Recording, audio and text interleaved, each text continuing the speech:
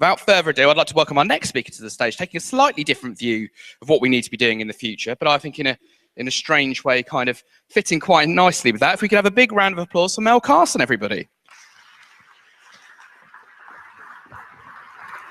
Thank you, Kelvin. Hello, everybody.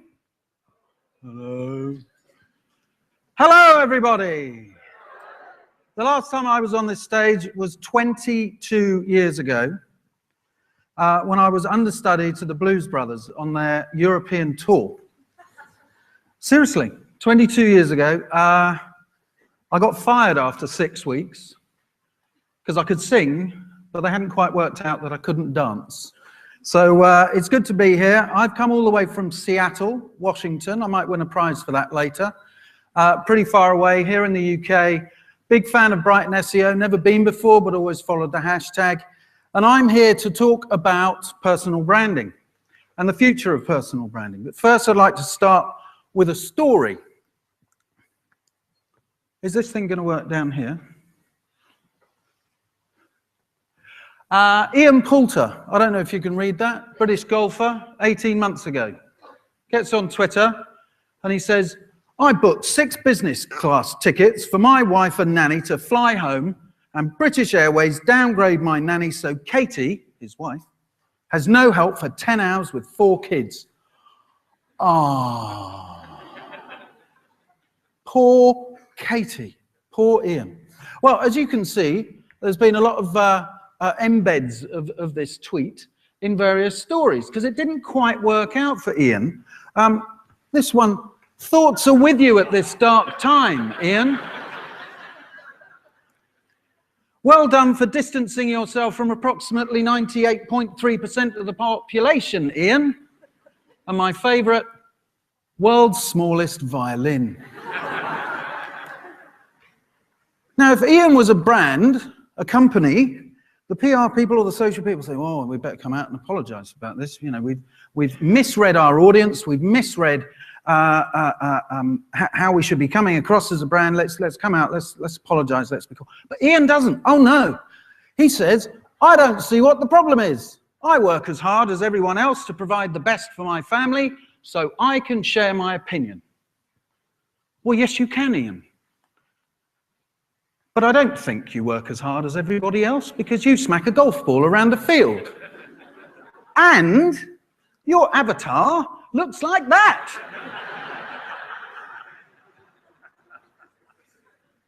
My point here is that, like any brand, Ian had totally misread his audience. He'd screwed up and made himself look a bit silly. He hadn't given a really, really good impression through that and ended up getting into a lot of bother. Now, my little background, I used to work at Microsoft. I was their digital marketing evangelist for many years, lived here and then over in the US. And I left in 2012 and started my business, Delightful Communications and personal branding and social media, and what we like to think of modern marketing is what we do there. I write a lot on entrepreneur, but I also wrote this book, Pioneers of Digital, which showcases some of the backgrounds and the stories behind some amazing people. And that's really where this whole kind of personal branding thing came along for me. When we think of a brand, we know it's obviously way, way more than just a logo. If we take a look at what Mr. Seth Godin has to say about it, I love this quote. He says, a brand is a set of expectations, memories, stories, and relationships that, taken together, account for a consumer's decision to choose one product or service over another. I like to distill that down when it comes to a company brand, but also our personal brands, as the brand being the experience. The experience of you being a rock star, an expert, a well thought of person within your industry or your niche, your wisdom. The experience of you being a speaker, speaking up on stage at an event like this, or to clients, or internally. And the experience of you as part of a team. Because internally at businesses and companies, being seen as part of a team, the SEO team, the social team, the content team, collectively, your personal brands can do a lot more about helping you and your wisdom and what I'll talk about, your professional purpose, to be more discoverable, shareable, and memorable. And then lastly, that brand, the experience of you just showing a little bit of personality. When I work with a lot of, especially the kind of business executives, they're all like, oh no, it's all got to be about business. And everybody's sort of writing and tweeting as if they're wearing their Sunday best. I think that people want to see a little bit of personality, a little bit of the fact that you've got a life. Because as we all know, business and pleasure, work and life, those boundaries have now been blurred by the fact that we've got digital media and we're always on using all these different devices. So what is personal branding? What is personal branding? Well, my definition is that personal branding is the practice, the ongoing practice of defining your professional purpose. And if there's one takeaway you take away from my talk today, it's that professional purpose. Figuring out why it is that you do what you do. What gets you out of bed in the morning? What motivates you? What are you passionate about when it comes to your job, your role, and why you're coming here to learn from people like me and Nicola and all that kind of stuff. Because we've all got to have a job, right? You know, we've all got to pay the bills, put the kids through school, I don't know what, pay the mortgage. But thinking about that professional purpose deeply is one of the things that I recommend people really start thinking about from the get-go. And once you've got your professional purpose, being able to articulate your experience, but also your value.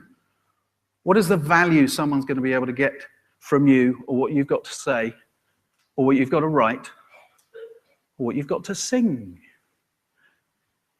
But being able to do that to a target audience through digital media, but also in person. We get a lot of people coming to us, oh, I just need the social media stuff. But events like this are hugely important for getting your personal brand and being a vessel for your wisdom, your expertise, but also having empathy to actually listen and understand other people a bit better. So that's the definition of personal branding as far as I'm concerned. The ultimate goals, though, are around being discoverable, shareable, and memorable. Discoverable for your name. Someone Googles or Bings you. What are the results that come up? Do they show you in the very best light? But also, if someone's searching for someone with your skills, someone with your expertise, someone with your wisdom. So for your name, but also what you're about. Then being shareable.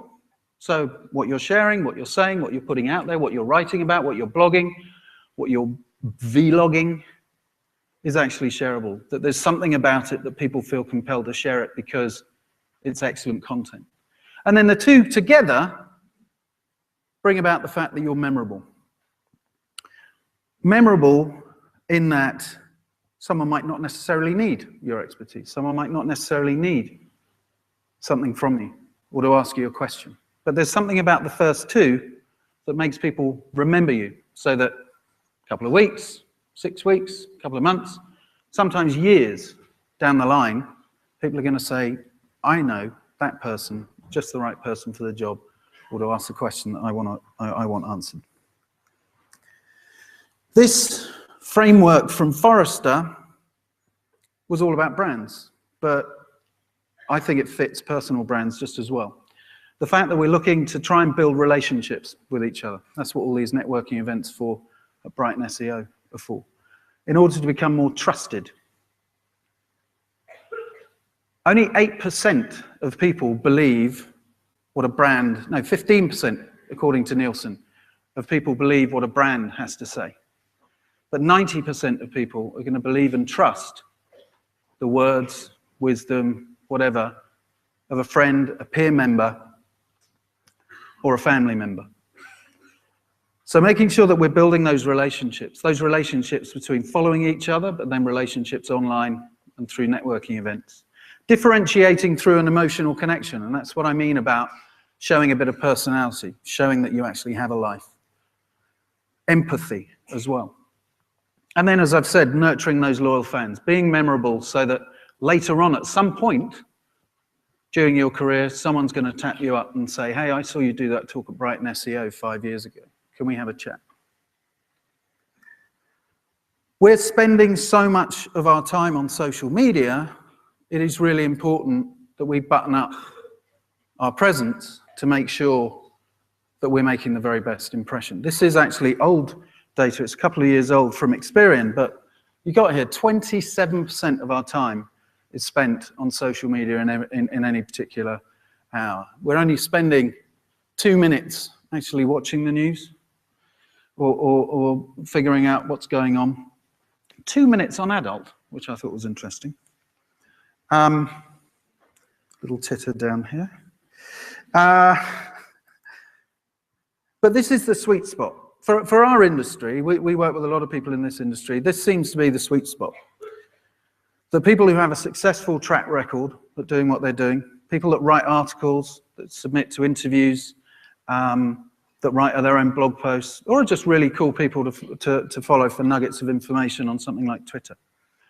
People who speak at conferences, people who speak at seminars, training, all that kind of stuff. And then, as a result of that, people pick up and end up having a bit of a social media following. But this seems to be the sweet spot. You don't necessarily have to have all these things, because some people don't necessarily want to get up and talk in front of a whole bunch of people. I know a lot of very shy SEOs and digital marketers who do all their talking through blogging and through social media, and that's fine. I put this slide together to talk about how you should be thinking about the content, the shareable piece.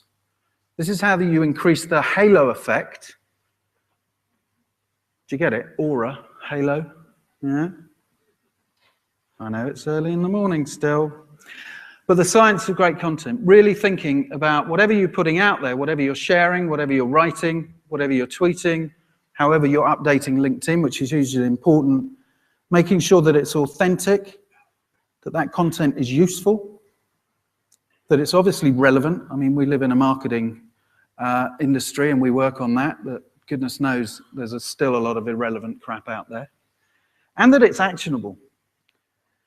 Because our personal brands are no different from any other company brands in that if we're creating the kinds of experiences that people get sucked into and want to learn from you and want to understand more, the more time they spend with you, the less time they're going to be spending with the competition.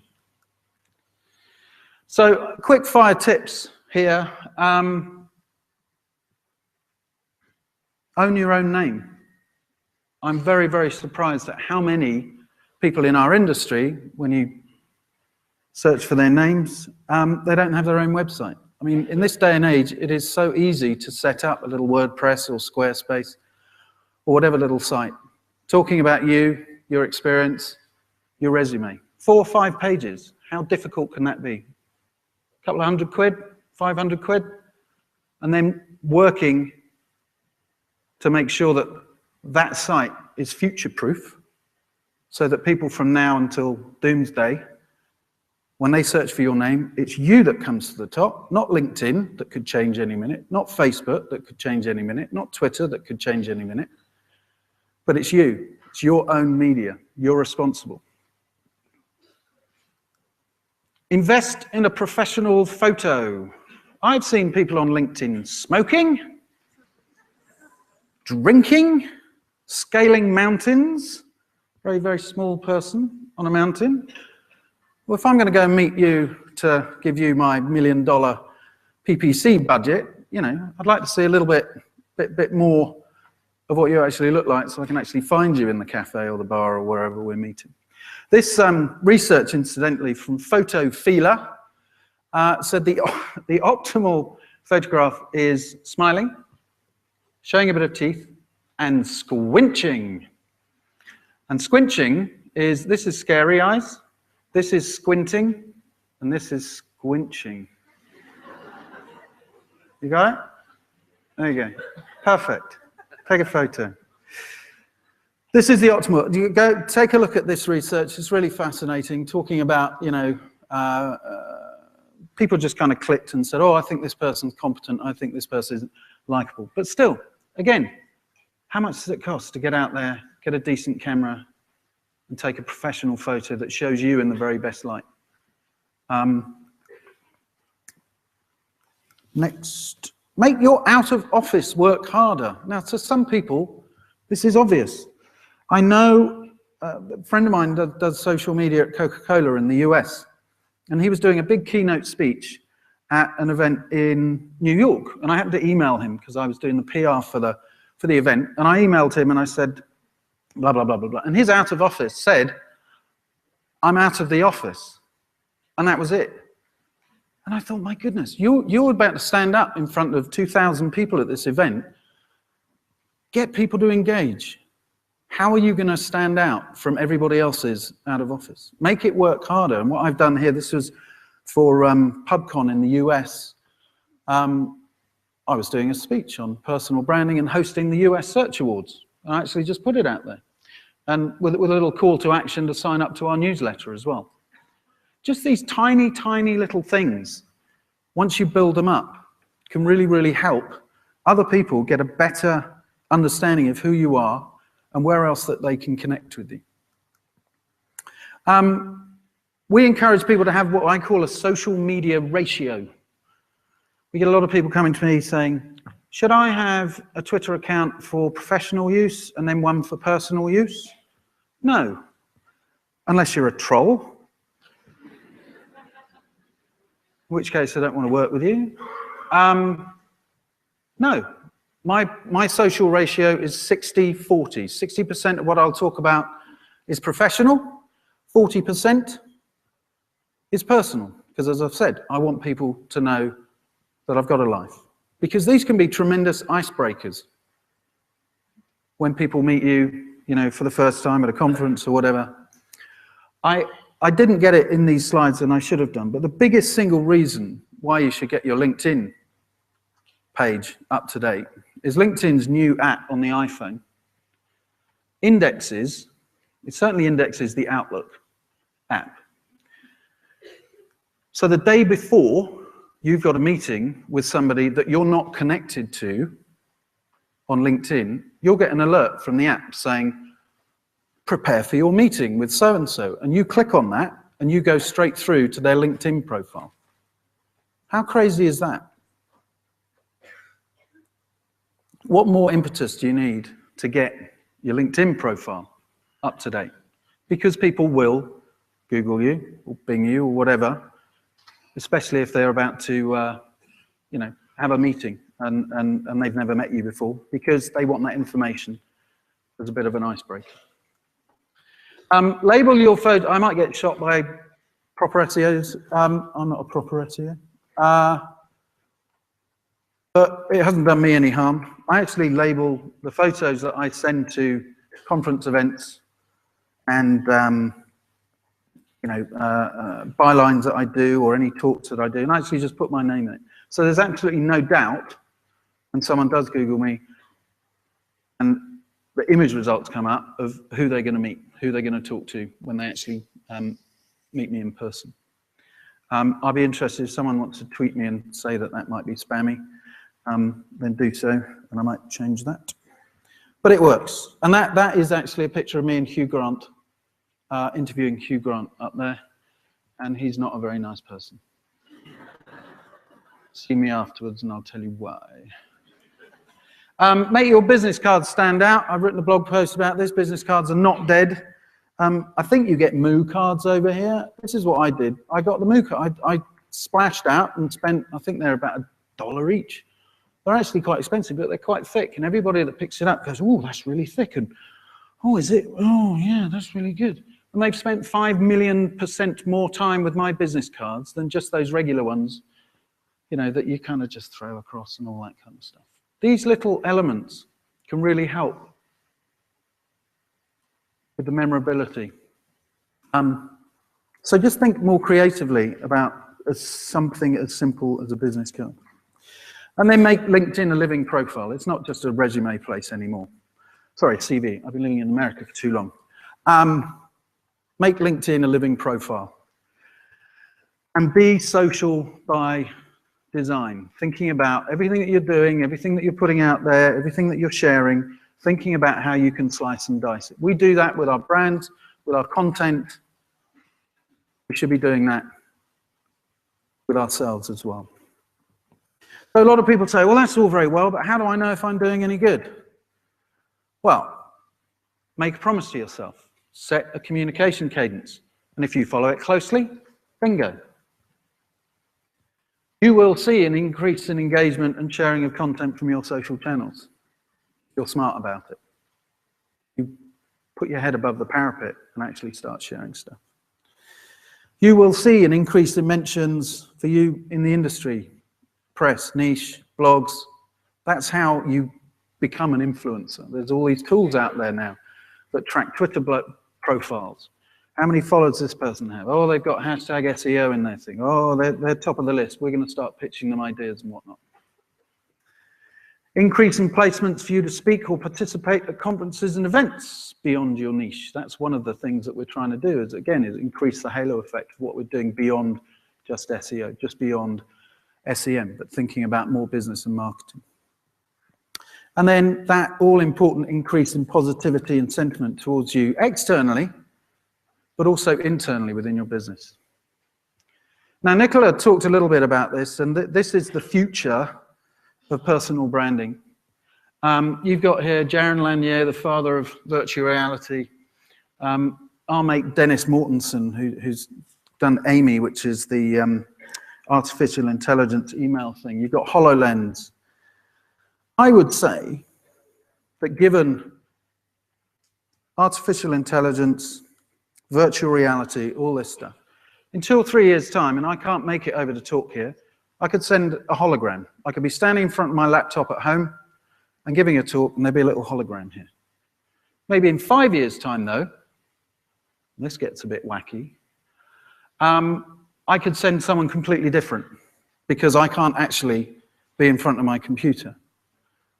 But the potential is there for our personal brands to be a clone of ourselves.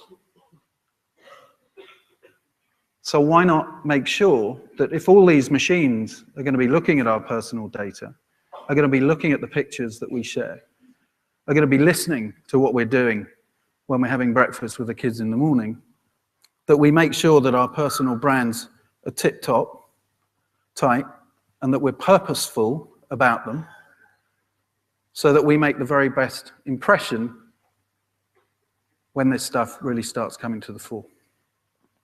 So I'm finishing up now, cheeky plug there, 99 pence on Amazon, Introduction to Personal Branding that I've written, will take you less than an hour to read. And with that, I thank Kelvin and all the team, and I thank you for your time.